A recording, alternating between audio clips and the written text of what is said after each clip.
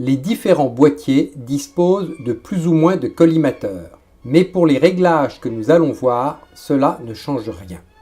On peut choisir l'ensemble des collimateurs ou un seul. Cette dernière solution est la plus précise. Il existe 3 modes d'autofocus.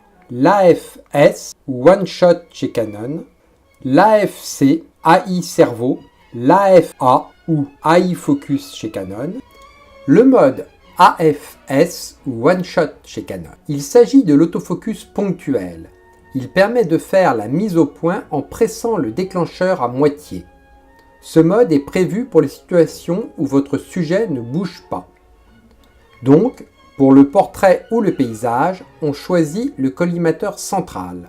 On centre le sujet, on enfonce à moitié le déclencheur, puis sans le relâcher, on recompose sa photo et on déclenche. On peut également composer son image et choisir un collimateur qui correspond.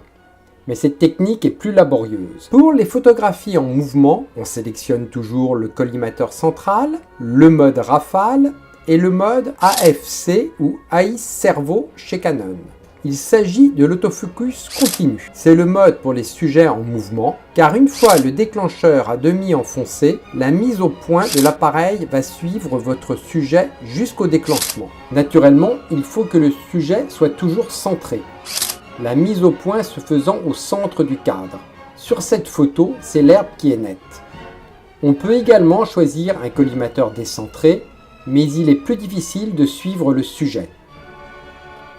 Pour la photo de studio, la mise au point peut se faire manuellement sur son écran, si l'appareil est connecté, ou directement sur l'écran du boîtier.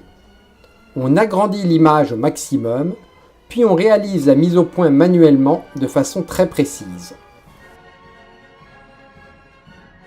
Je ne parle pas du mode AFA ou Ice Focus chez Canon, car bien qu'étant de plus en plus performant, il reste le moins précis et le plus complexe. Je vous déconseille donc de l'utiliser.